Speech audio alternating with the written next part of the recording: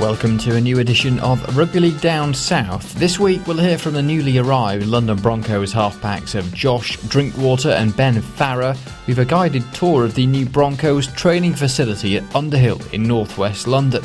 Oxford Rugby League captain ALEX Thompson talks about their opening win over London Skolars in Championship 1, while South Wales Scorpions talk of the hypothermia conditions that ended their game with Oldham 8 minutes early. And the chair of the London Junior League tells us of a very successful start to the community season. Also as well, I've got some details on another online production or discussion which you may want to watch in the next few days or so. And if you haven't already seen it, this podcast now available to listen to and download. All the links from totalrl.com from the website there. The details also for getting hold of League Express and Rugby League World. League Express this week, covering the story about Sean Long and his suicide bid earlier this year. A story from Nigel Whisker in the Sunday People at the weekend. But Scott Moore as well, a story in the League Express saying he's relieved not to be punished in round 1 for his was charged by the RFL, found not guilty in the end, but could have been, it was a grade D charge, so could have missed 4 or 5 games really, so very relieved not to have to suffer that one. So let's crack on with the podcast then, and the London Broncos, will start there and we'll hear from the two men who literally flew in from Australia last week and flew straight out onto the field to play for the London Broncos against the Bradford Bulls at the weekend. Unfortunately, it was another defeat for the Broncos, but things do seem like they're heading in the right direction.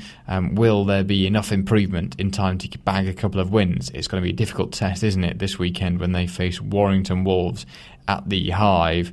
Doesn't get too much tougher, does it? So this will be a really good test, and more progression obviously needed for the side to continue their upward turn. But I went down to their training ground. You'll hear a tour of the new facility a little later. It's the old Barnet FC playing venue called Underhill, up in High Barnet, on a hill, as you could probably tell by the title. But popped down there the other day, first time that I've been down to the training ground. Walked in and was in the computer room, and Tony Ray and Joe Grimer were there studying some video footage while I was waiting for the players to have themselves look at some video analysis, each one going through their own individual process. In the room next to the office staff. Once they were finished, I had a chat with Ben Farrar and Josh Drinkwater. We'll hear from Josh in just a second, but we'll start with Ben. We did it in turns because there was a League Express reporter also down there, so they went off with Josh. So I spoke to Ben first and asked him about, obviously, a busy few days for him. Well, Ben, you've only been here a couple of days, haven't you? It must be a bit of a shock to the system, really. Yeah, mate, it is. It's a week ago I sort of want to play, and so it feels weird, but it's been really whirlwind week. But in saying that too, I think in a way it's a good thing. You don't get to think too much about it, you just sort of get into it. So I've really enjoyed it so far. It's been really, really good. My partner and myself have settled in really well. All the boys are unreal, and it's good to be playing some footy, so yeah. And you only arrived on Thursday, didn't you? And straight in at the deep end on Sunday. How was that quick turnaround? It must have been a bit of, like I say, a shock to the system. But you've only just arrived. Yeah, no, it was. I got here on Thursday, and then had a couple of sessions with the boys. And so you did get a few sessions in. Yeah, I had 2 sessions with them, which was good. And then played on Sunday. So it was, like I said, it was really enjoyable, mate. My time so far has been really good. Everyone's been great. So I couldn't have asked for any more, really. Yeah. It's the question that I usually ask to people when they arrive, but why come to Broncos? What was it about it? The club's been going through a bit of a tough patch, but what was it that attracted you here? Mate, I suppose a few things. Like, you say, people coming and going, but as I've seen the last sort of week, there's some really, really, a lot of potential here. A lot of young guys who are, really good athletes. And, if anyone back home saw them or any of the top sort of Super League clubs saw them, they're really, really impressive. So I suppose, trying to develop that sort of rugby league side of it, and that'll come with the experience and the more they're in the system and, more games they play, they'll get used to it and, hopefully develop into really good players. So, Yeah, I mean, it was a good opportunity to come over and live, obviously, in London, which is unreal. Play with a fair few guys I know here already, which is good. And, I just sort of thought it was a really good opportunity, to be honest. So, and so far it's been good, yeah. And how has your role changed, or how has it been different being here as where you were previously? In that, have you taken on a more senior role here? You now one of the most experienced. Yeah, it's weird. I was talking to Joey Grimer, the assistant, the other day, and he was saying, besides myself, I think there's maybe 2 guys older. So that's a really foreign thing for myself. But yeah, I'm sort of 27 now, and I've sort of got to realise that that is my role here. And it's something I'm really looking forward to. As I was saying before, there's a lot of sort of young, talented guys here, and hopefully, we can build into something, I suppose. Yeah. You had a couple of sessions last week, but how long do you think it'll take for this side to settle down, to bed into a game that everyone's happy with, that everyone knows? Yeah, I mean, it is, and we're still sort of waiting for a couple of guys, here and there. So realistically, we're probably not going to have the full squad for a little bit longer.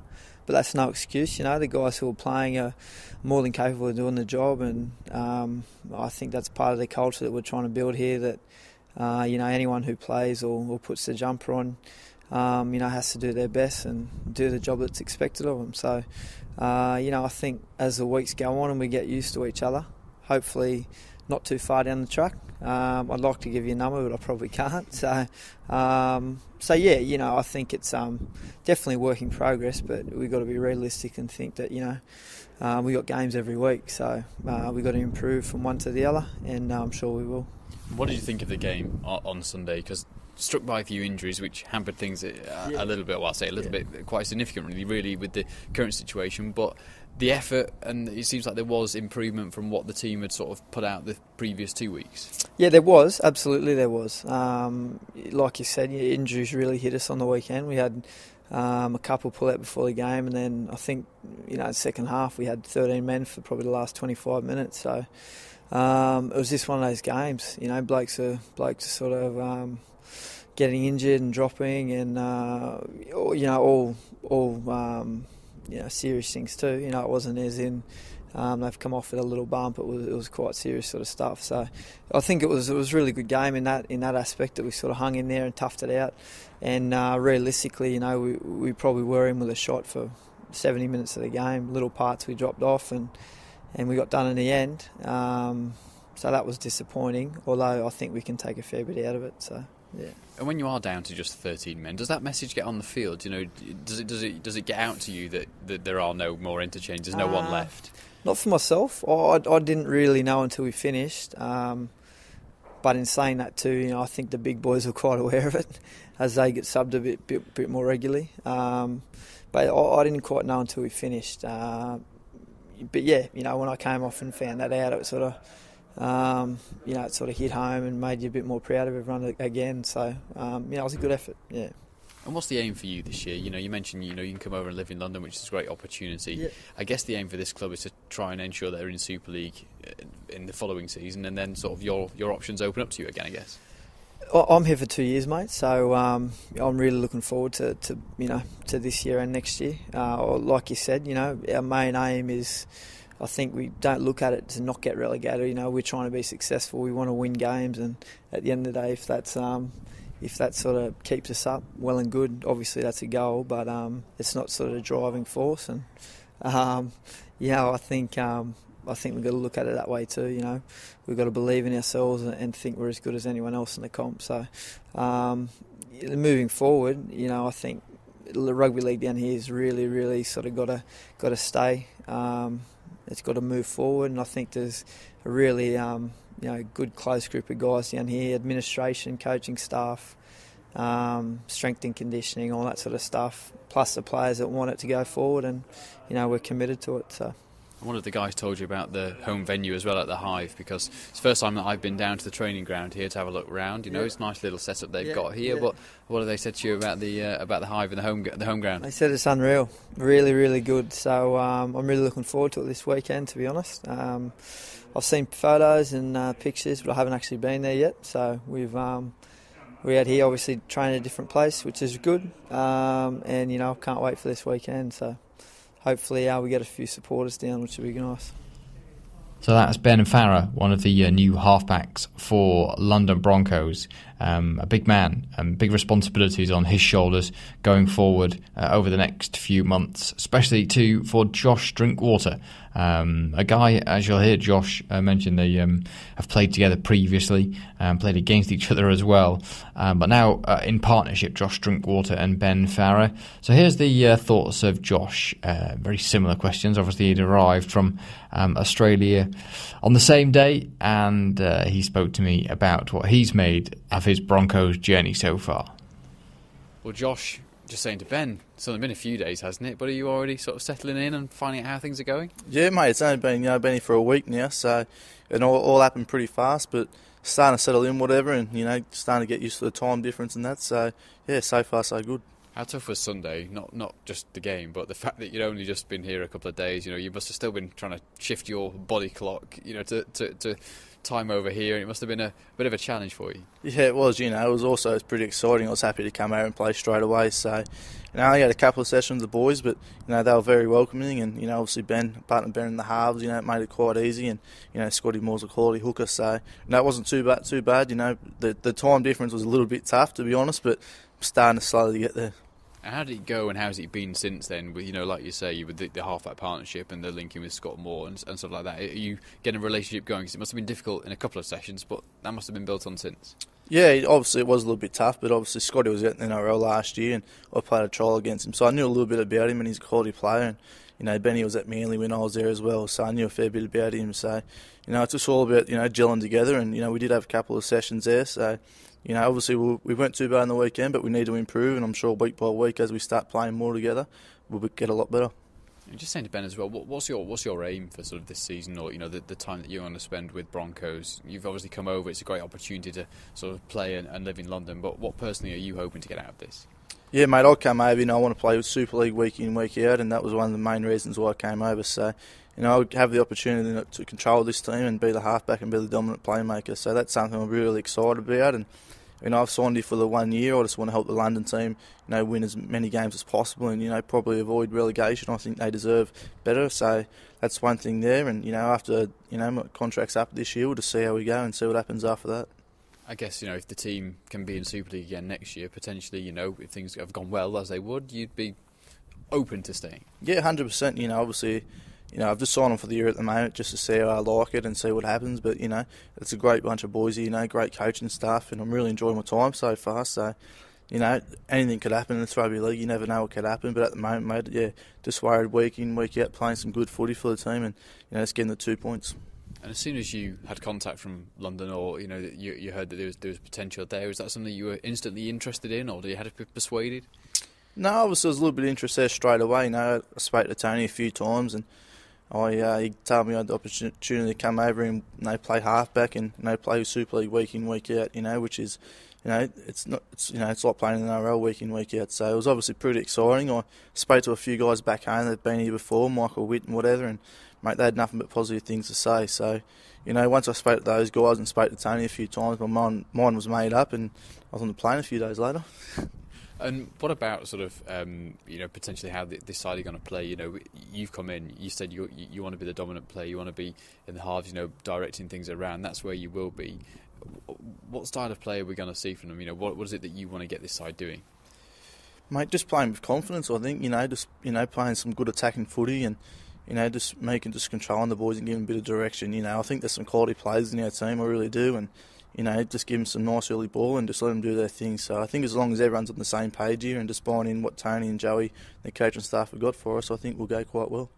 And like you say, it's such a crucial position. How have you found being in with a squad, a fairly young squad, where you're going to be that dominant player?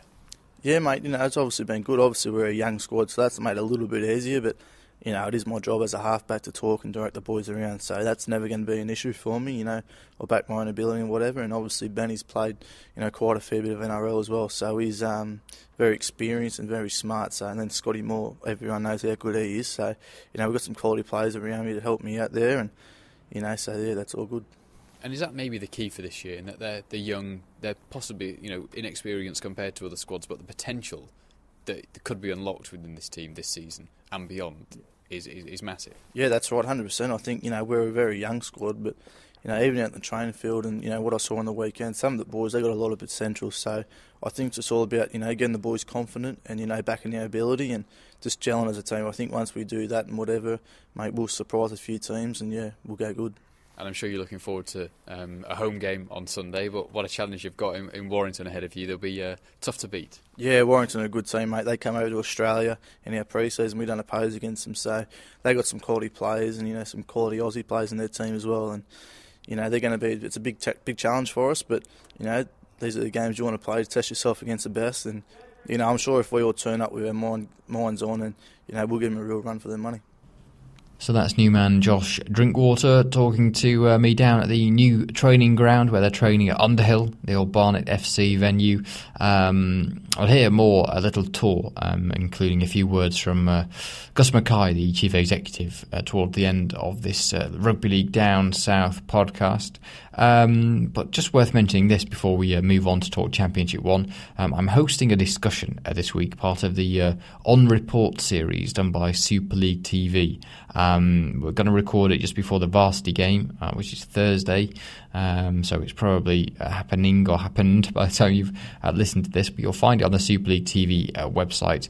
A discussion with myself, Tony Ray and Joe Maboo, as well as Nigel Whisker from the Sunday People. So that's the planned panel, provided everyone turns up and everyone is available to do it. And should be a really interesting discussion. So if you have time to check that out and have a watch, have a listen, share it with all your friends, get as many people as you can to watch it. That'd be very much appreciated, but that will be online soon, I would have thought, if not already, if you want to go and have a look at it. But yeah, search for Super League TV, SLTV, on YouTube, and you'll find it on their YouTube channel as well as through their website and all sorts. I'm sure you won't be able to miss it. Now, Championship 1, and it's pretty unfair to call them shock results, but many might have seen Oxford's victory over London Skolars in the opening weekend of Championship 1 as a bit of a surprise. We heard from Tony Benson about the team and their prospects for the season in our Championship 1 special a couple of weeks ago now. So this week thought I'd catch up with the club captain, ALEX THOMPSON, on their impressive start against London Skolars. Well, first of all, Alex, what an amazing result for your side at the weekend. Championship 1 was very exciting last year with lots of games that you really couldn't call, and I dare say that nobody saw Oxford winning at the weekend, but it was a big win for you. Yeah, it was. We started well last year as well, but this year we're really pleased with it because we cut back on a lot of so-called experienced players last year, so with a lot of the not so experienced players, to get a win out against a very experienced Scholars side, it was good for us. It was a real good game to watch as well. It was close from start to finish, and we're all made up with that win. We've worked hard pre-season, so it's not a surprise to us, but maybe to other teams looking in, it might have been. What was the key to the win as well? Because I'd looked at Scholars and seen they got a very big pack. You must have been able to control them quite well. Yeah, exactly. Nail on the head. That's probably. Obviously, I haven't seen all the other teams, but I can't imagine any other teams being bigger than them in the middle. They were huge. So we've done loads of work. We've got Cy Wiggle, who's our conditioner, and he's worked with London Wasps, and he's banged on with stuff. He's into all these science training and all that sort of stuff. And we're just really fit this year. We're not small ourselves, but we're pretty mobile as a team. So even our big guys, they can move as well. So we just managed to move around the park a little bit more, considering the conditions, and luckily enough, in the end, it went our way, but it could have gone either way. Just tell us a bit more about that extra coaching and that expertise that you've had. What is it, the sort of stuff that you've been looking at or doing? Just sort of science sort of things with Sai. He's just sort of, he's really big on his specific stuff, so sort of like, your short stuff, instead of just basically doing all your old school stuff where you're just going running and going up hills and stuff. He's more about sort of like match specific, like up downs, you're running a certain distance and a certain amount of rest and time, and everyone seems to benefit from it. Everyone seems fitter and they look in a lot better shape. So I think that's going to be a big thing for us this year. I think that's what we lacked at some parts of the season, because last year we didn't really have a full pre-season because it was the first year of the club being started, and this year we've had a full pre-season with a full conditioner. And we look miles better for it, a lot faster, fitter, and stronger. Well, it's obviously early days. You only played one game, and a lot of teams sort of take time to bed in. But this, like you say, must be a big confidence boost for a side that are okay. There's a core of people from last year, but like you say, those experienced heads are now not with you, and for the extra inexperienced ones, it must have been great to get this win and to get 3 points under your belt for the first game. Yeah, exactly. There's a couple of experienced boys in there, a bit of Super League talent, that's played a bit, but the majority of the side, they're all pretty new to the game down there. We picked up the 5 lads from Gloucester, they've fitted in nicely, and we've picked a couple from elsewhere, but overall, we're not that experienced, but I think that plays into our hands a bit, because we don't fear anyone, you see. Like, last year we knew with the experienced lads, we probably looked at the team sheets a bit too much, whereas this year, we don't care who they play, these lads, they're not bothered, they're fresh and they're green, so when we're up against players, they don't really are, so it doesn't matter who we're playing, they're just going to go out anyway. And what was it that attracted you to Oxford? Because you'd worked with Tony Benson at Oldham previously, but he said he was recruiting players that he wanted to try and grow the sport, not just have a team in Oxford. And was that part of your decision? Well, yeah, it was. Yeah, everything he said, Tony, it's been pretty spot on. He said when we were going to sign there, he wanted us to. He was picking the right personalities to help develop players down there and help develop the sport in that area. And personally, I like the sound of it. I like the sound of going down there to something new and out of my comfort zone and helping players along. Like, it helps me as well. It makes me better. It keeps me on my toes and stuff. And it's the same with all the other experienced lads who've played a bit. It keeps them on the toes, helping all the newer sorts of the game. It helps them, keeps them on their feet, keeps us on our feet. So it's good all round. So I'm really enjoying it down there. It's very professional for a championship club like the Oldham and all the struggle facilities and stuff. And at Oxford, it's just it's a lot easier off the pitch. Everything seems to be there for you, and that's half the trouble sometimes with the championship. It's sometimes the facilities aren't great and the money's not too good, and so but it's. The facilities there, it just makes everything a lot easier, and the not experienced boys are loving it down there. He's been at other clubs, they're absolutely loving it. And you talk about the challenge that you face and the extra help that you can give, but I mean, why do you really care about growing the sport in Oxford? Because you could have just played for another club near where you live and where you work and not had the extra hassle, couldn't you?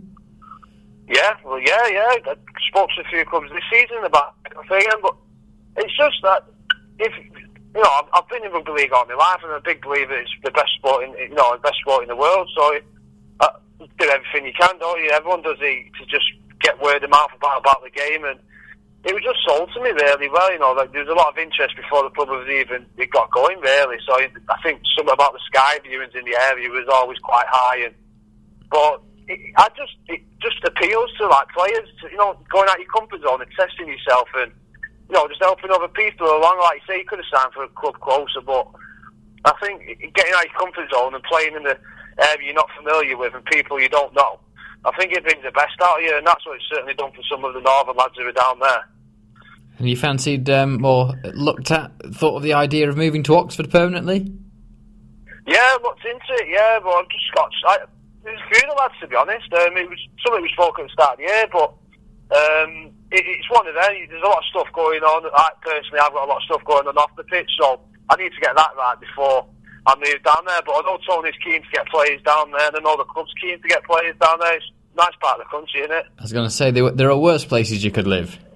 Yeah, it's a bit better than Warrington, I suppose, but... And what do you think then for the season for Oxford? You had a very good, solid first year in Championship 1 last year. You'll be looking to push on with that. Has this really set your stall out? Are you really going to be contenders this year? Quietly, we'd like to think we are going to have a good crack at it, but we haven't set any goals as to say we're going out to win the league this year. All we're going to do, and all the club wants to do, is just every season or every month, every game, just do something a little bit better and improve. So we finished 6th last year, I think it was. So this year, if we finish 5th, then we've all done our job and we've improved. But personally, I think if we get our heads down and we play well, we've got a good chance of doing something in that league. That's Alex Thompson, the club captain of the Oxford Rugby League side, a landscape gardener. by day. He finished early today, so I managed to catch up with him. And as he says, Oxford this year, they look different, but wow, if they can handle that Scholars pack, as he says, he's not sure there'll be too many bigger ones in Championship 1 this year. I mentioned it on previous podcasts, but it was a really big element of what North Wales Crusaders did in the competition last year, that very big forward driving pack there, very difficult to handle. But Oxford doing the job and winning their opening game of Championship 1. Best of luck for them and to Alex in the rest of the season. Scholars had a shaky start, didn't they, to last year in 2013, and let's fingers crossed that Scholars can pick things up and regain a bit of footing. But like I said, they had a bit of a shaky start to last season. They eventually pushed on, so fingers crossed they don't have to wait just as long this year for a little bit more success for the London Scholars. They're surely looking forward to a big season for them. And while we're in Championship 1, let's cross into the southern part of Wales and talk about the South Wales Scorpions, a team we don't feature very frequently on Rugby League Down South, and we probably should feature them more, shouldn't we? Now, at the moment, with the job that I'm working on late kickoff, the Football League programme in London and the South East, my weekends are busy for the next few months. So Saturday, Sunday, Monday, locked in edit suites or out at football games, doing various reports. And on Sunday, I didn't follow really the progress of any of the teams or the how they were going on. So Sunday night, when I saw that there'd been an abandonment of South Wales Scorpions game, wondered what happened, and slowly dug around, saw some messages, saw some stories, and found out the game was abandoned with 8 minutes to play, with some players suffering from hypothermia. The conversations on Twitter in particular continued, and eventually got a message from Mike Grady saying it was a fantastic effort from both sides, very pleased. Mike Grady being the head coach of the South Wales Scorpions. So I thought I'd talk to the man himself. Here is the Scorpions head coach, Mike Grady. Mike, well, first of all, the result has been agreed. 72 minutes, the game abandoned, but are you happy with the fact that the result will stand? Yeah, I am, yeah. As you know, with regards to pre-season, we've only had 3 or 4 weeks together, so with regards to the result, yeah, that's fine with me. The conditions didn't help the game for either side, but to be fair to either side, they battle through, and it's what rugby league players are about, aren't they? The tough men battle through, so I'm happy with the result, yeah. You mentioned those conditions. Hypothermia is a word that's been bandied around. Was it cold? Was it wet? Was it muddy? I mean, what was it? What was it like? It was a bit of both. To be honest, here it was cold. It was very wet, but it just got progressively worse as the afternoon went on. And to be honest, it's one of them where you'd have to be there to believe it. Everyone say it was nearly that cold, but it was. Yeah, it was awful. It got to a point where a number of players really suffering from either side. So I think it was in the best interest that the game was called, and to be fair to the referee, the doctors, the physios, they made the right call, I think, at the end of the day. I was going to say, it sounds pretty severe. Have you played or have you had conditions like that? It's funny you mentioned that last season. There was a game with Woolston when we played Peterlee, when it was very similar conditions. It wasn't as bad, but it was very similar. But what I experienced on Sunday, I've never experienced anything as severe, and I've probably never experienced anything again. It must have been a freak, and I hope it's just a one-off. And how are your side now? Are they all right? I think the injuries or the conditions that they were suffering, a bit of warm drink down them and a nice foil blanket, and they were much better. Yeah, I think everyone's in good health. There was a bit of Mickey taken after, so apart from a few dents in people's pride, everyone's fighting fit and ready to go for this week. And what did you make of the rugby? I guess it probably wasn't ideal conditions to see great rugby as such, but what did you make of your side's performance? Because it sounds like it was a really good contest for a lot of that 72 minutes. Yeah, it was. Yeah, I was more than happy, to be honest. I won't lie, I went into the game and didn't know what to expect due to the time that we've had together.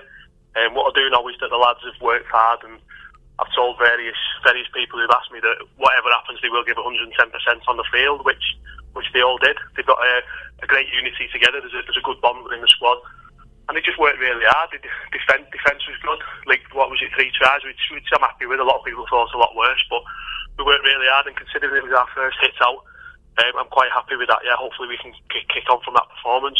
Now, to my detriment, we haven't done too much with South Wales Scorpions over the last couple of years or so on the programme. We should really do more. I mean, can you just, like you say, it's been a busy couple of months. It's been a busy couple of months in London as well with what's happened with the Broncos. Can you just sort of give us a brief update as to where South Wales Scorpions are up to on what has happened over the last couple of months?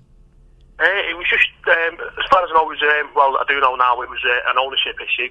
Previous owner had stepped down due to various reasons, and Wales Rugby League stepped in last minute to save the club.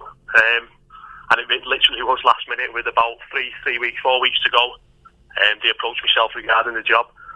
And it's like starting, if you like, we're sort of starting again, but we're going in the right places. It's a full Welsh squad. Everything's been worked towards a tight budget, which needs to be, as you know, within the game. So it's like we're starting again, but the right building blocks are there, the right people are there now, so hopefully we can just push on and build over the next 2-3 seasons.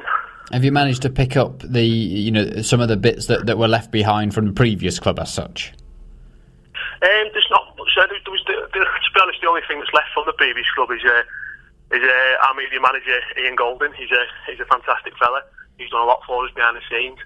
And there's a couple of players. We've got 4 or 5 experienced lads that are still here, and a handful of academy lads. So it was basically starting from scratch when we came in. So we're building it back up again, and hopefully have a good year. And as I say, build for the next 2-3 seasons. And how difficult was it to build that squad in such a short amount of time? I seem to be having a very similar conversation with Tony Ray. It was tough, actually. There's times when I looked in the mirror and I thought, I don't know if I can do this, but to be fair, I'm working with a lot of good people. I've got a good assistant in Paul Emanuele, who's South Wales based. I mentioned Ian Golden behind the scenes. Another bloke called Stu Hogg, who's based at my state school, and Chris there from Wales Rugby League. We've all worked really hard to ensure we get to the starting line. It's tough, as you said, really tough. And I was wondering, as I said, coming up to this game this weekend, I didn't know what to expect, how we perform, but I was quite pleased, and I just think we can build on it. I think the lads will take a lot of confidence from it. The supporters certainly did. There was a lot of good comments from the supporters, which was pleasing. So hopefully we can take a lot from that and then go into Gloucester this week. Gloucester away, so both sides will be looking for a win there. So we'll just have to see where we go, see how we get on. It does look like Championship 1's going to be an intriguing competition once again this year. It had an amazing year last year with the new teams and some of the results that went on. And it seems like some teams have strengthened, some teams have progressed, some teams have gone down one route, some down another. Some teams have struggled, but it again looks like a really competitive and really entertaining division.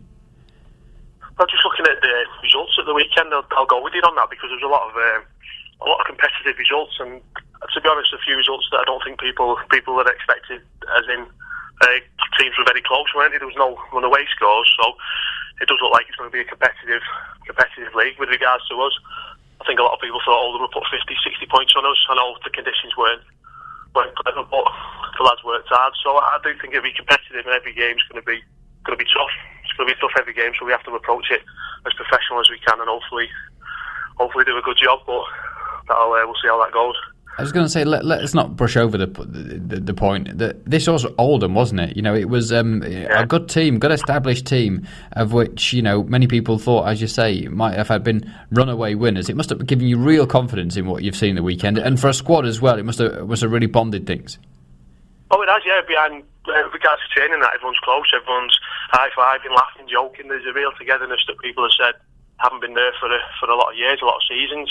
So I think that's because of the Welshness of the squad. Everyone's played for Wales at one level or another. Brought a lot of 18 lads in that are coached last year for Wales, and as I said before, the experienced lads. So we've got a good mix there. We've got lads that have played at the international stage at various levels. So it was tough, and with regards to the game, yeah, I didn't know what to expect. All my interviews leading up to it, I said Oldham, for me, were the favourites to go up. They should have been up about 4 or 5 times now, shouldn't they? So they'd be chomping at the bit to get up. So that result's great. That result's great. I don't know what could have happened in them last 8 minutes. It could have gone either way, couldn't it? But 18-4 looks good. It's a good start, and we'll go on that. We'll build on that. And here's the question that everyone always asks at the start of the season. You're never really too sure about committing to one thing or another. But what is the aim? What is the hope for this year for South Wales Scorpions? The first aim was that you got to the start line. You're there. What is it? What's the goal? Oh, it's a tough one. As you say, everyone's asked me that one. It's a tough one. Hopefully, build on last year. They finished second to bottom, so that's the first step. Build on what happened last year, so get one step above that. But looking at the league, a 9-team league, realistically, I'd love to get in them playoffs. I think it's top 5 this season. Correct me if I'm wrong. So I'd love to get in them playoffs, and if we can perform like we did at the weekend and take that forward and build on it, not rest on our laurels, I think it's within our reach. So I'd say a top 5. Yeah, I'd like a top 5. 9-team league. It's only 4 places above the bottom, isn't it? So that's what I'll be looking for. And what about you personally as well? What was it that, when Wales Rugby League approached you and said, do you want to take on this role? What was it that excited you and attracted you to it? Well, I worked with the A team last year, so and obviously coached the select side against the full Welsh World Cup side. So I knew a bit about Wales. I was always happy being in the environment, and I loved the lads. The lads were great. The Welsh lads were great, and working for Wales was good. And then it's just one of them opportunities that probably never come round again. So something I have to take. It's a big thing for me, so I'm going to have to relocate down to Wales from Widnes. So it's a big thing for me, but I don't know. Just excited by it. I'm young, only 32, so great to get an opportunity at this time, and I'm just gonna go into it, fly into it, and see what happens. So that's the Scorpions head coach, Mike Grady. I mentioned, he got in touch via Twitter. Of course, you can always get in touch via Twitter at Ian Ramsdale. Use the hashtag RLDS if you're talking about anything revolving rugby league down south, and also the email rldownsouth@gmail.com if you want to send your more considered thoughts and feelings and comments through to me, rldownsouth@gmail.com. Now, still to come, an audio guide of the new Broncos training facility. But let's talk about the London Junior League in particular. And at the weekend, I saw the start of the community season in the South East with the traditional nines competition, hosted across multiple locations down in the South, across multiple age groups. I caught up with the London Junior League chairman, Martin Coyte, of course, a man that's well involved with Medway Dragons too. We talked about the exciting news potentially that I was mentioning last week, so I had to mention that to Martin as well at the end of the interview, which we'll hear. Apologies for the slightly dodgy phone quality, but it's me and my haphazard recording techniques, although to be fair, it's the best I can do, so I hope you can bear with us during this interview. But here is Martin Coyte, the chairman of the London Junior League, and my chat with him. Martin, well, the start of the community season really began on Saturday, and from the messages and the pictures and reports that I've seen, it was very successful and spread across the whole of the South as well. Yeah, the first weekend in March is now traditional for us to get going. What we've done for the 4th year now is a Rugby League Nines competition in age groups. This year we took it to 3 locations. So in the east, the under-13s were at Southend. They had 12 teams. The under-15 at Newham with 15 teams, and the under-17s were out west in Richmond Warriors, and they had 10 teams. So really, really pleasing start to the season. I can speak for Newham where I was, and the standards were great, and everybody was in great spirits and enjoying rugby league in the sunshine. And we were talking before we started recording about the success from this year and why in particular it was successful. And you pinpointed the fact that it was all done by volunteers. There was no external or sort of organisational input in it this year. No, it's been a really big change. We've had lots of input from community rugby league coaches for a long time, and Harlequins and London Broncos have always contributed in the past, and this year, for the first year, it's just been volunteers, and it was great. Everybody knew what they were doing. It tells me we're creating a sustainable platform for rugby league. The clubs know what they're doing. They get on. There's no fuss. The respect for the match officials is fantastic. Everything is on time, and we just were able to deliver good rugby league as a community. And it's the clubs that are leading it, which is really pleasing and positive progress. It does seem that most of the people that I talk to now, and in particular with reference to stories like that, if London Broncos were to be relegated and end up in Super League 2 or Championship or whatever they're going to call it next year, that these clubs wouldn't really be impacted too much, or weekends like this wouldn't have too much of an impact because they are now fully self-sustaining. Is that the opinion that you would give? Yeah, you're saying impacted too much. I don't think there'll be any impact at all. We've got a generation of people coming through who started playing rugby league as their sport of choice. It's what they do. It would be great to have a fantastic, high-performing Super League team for kids to aspire to. But there's so many other things. With the growth of the game, with Scholars and Hemel coming along, and aspirations of other clubs to take that professional route, I don't see any risk I do. With regards to growing our game, and we've got a real strong family of people playing rugby league right across, from Colchester in the east with the Rhinos right down to Southampton, and lots in between, especially across the London boroughs. This is usually a question I should probably check before we start the interview, but are you still the chairman of the London Junior League? Is that sort of the capacity in which you're running things at the moment? That's correct, yeah. We have a management team of currently 6 people. Phil Jones used to be part of it. Look after the performance side and guide us on that. So we've got a bit of a hole there, but I'm sure we'll fill that. There are 4 representatives of the clubs, myself and Darren Pugsley from myself. Yourself and who, sorry? Darren Pugsley from the Rugby Football League is really strong and gives a lot of guidance on the technical matters and how things might work. And in particular, the success and the sheer numbers of people and what happened at the weekend. Are we on for another good, promising, exciting season, in the junior leagues and in the community game this year? I really believe so. London Junior League was started 10 years ago-ish by building on the good work that Phil Jones had been doing since the late 90s. Rob Powell and others started this around South London and formed clubs like Brixton Bulls and Croydon Hurricanes and got that going, and then Harlequins and Western guys like Andy Flint, you may remember, got that going. And the early years were a really strong season followed by a not so good season, strong season, not so good. And Phil Jones used to challenge us as a management board and say, your success will be consecutive seasons of good rugby league, and I believe we're now entering will be a 4th season of high quality rugby league. We have really high completion rates into the 90s, and by that I mean games happen and take place at 13-a-side. We have great cup competitions. We have a knockout challenge cup. We have a grand final scenario, and of course we have our fabulous Origin competition at the end of the year. But I must say, it's not just about players. Success for me is other things around it. It can't just be about players. Are our coaches developing and getting on and getting opportunities to be better at what they do? And other volunteers at the club, and what are our website and our media like? One group of people who often get forgotten without them we can't do it are match officials. And the guys I was with on Saturday at noon were just fantastic. Really, really good. Managing the games and giving the players an opportunity to do their best.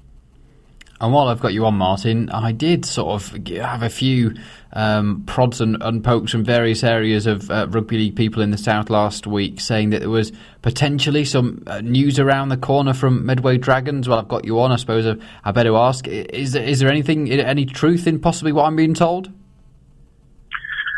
Yeah, there is. We're really excited about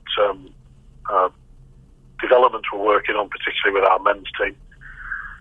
We aspire to continue to grow and move up the ladder of rugby league. That there's a pyramid. We'd like to be a professional club in the not too distant future, and to do that you've got to get the right people in place, and we're real close to being able to make an announcement which is very exciting and give a real clear signal of our intent as a club, how we want to play our part in the sport of rugby league in London and the South.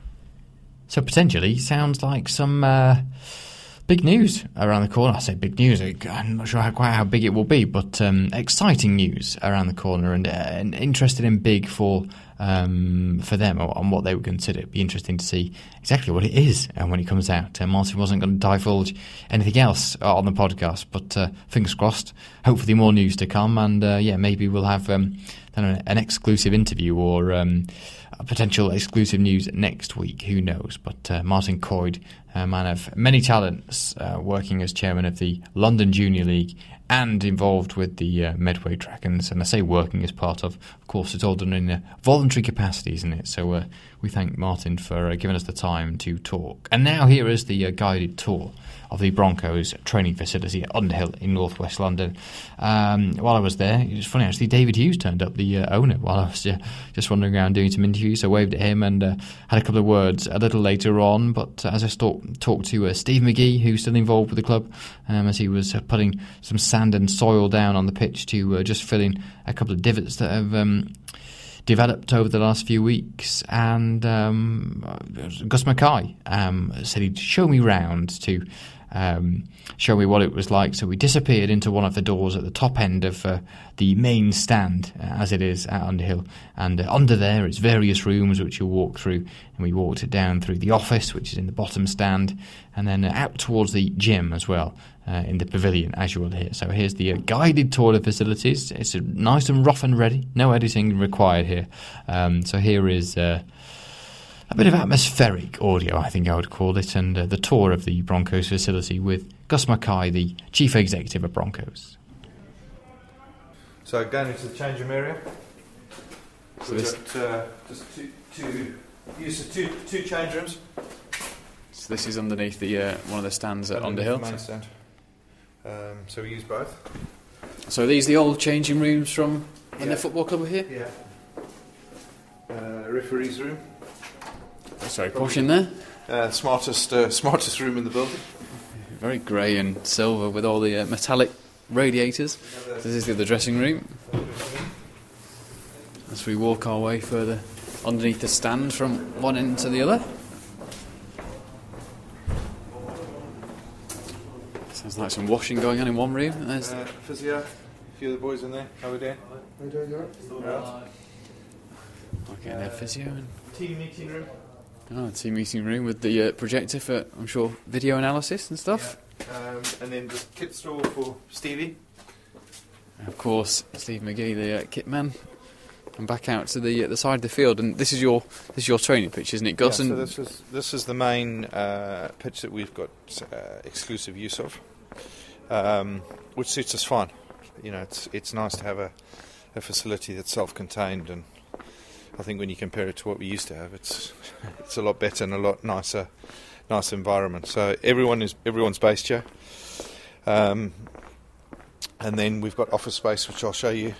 And gym and use of another field as well. So, and so what's it like just having one field as well? Because as I'm on my way in, it's very, very enclosed, isn't it? It's very secret and very private. It is, and it's nice because you actually sort of, I suppose, training behind closed doors, but in a stadium environment rather than Roehampton, which was just a park, really, wasn't it? And I think on a summer's day it was lovely, but in the middle of winter it was pretty grim and dull. So we've just walked down the end of the stand where all the changing rooms are underneath, and back down underneath one of the stands I guess at the bottom of the slope. That's really the easiest way of describing it. It is called Underhill. It is just slope, doesn't it, from one end to the other, and the pitch. Yeah. So what we've got through here, it still needs a bit of a tidy and what have you. It's got coaching staff, video analysis for the players. So all the games they can come in and review their own individual performances, all set up, come in any time. Right, I saw them all doing a bit of a review before, and Joey Grimer hiding his box of fish and chips. It does smell like fish and chips, doesn't it? So, and then the admin officers, we've got Jason, quite important man, holds the checkbook. Right for us. And then we've got the legendary Dom Fenton, who's back in action. We'll just let you know, Dom, we are recording at the moment, so not too happy with that. So that's all self-contained. And there's your facilities. And how's it all going? It's obviously... Yeah. It's also very new for you, isn't it? It is. It gets a bit cold in here, but it's good. It's all coming together quite nicely, and then we'll go out this way. We'll go back outside of the car park. Go out. So their offices used to be here in Portakabins before they moved down to the Hive. And of course, one of the issues they had was this was the only access into the ground. So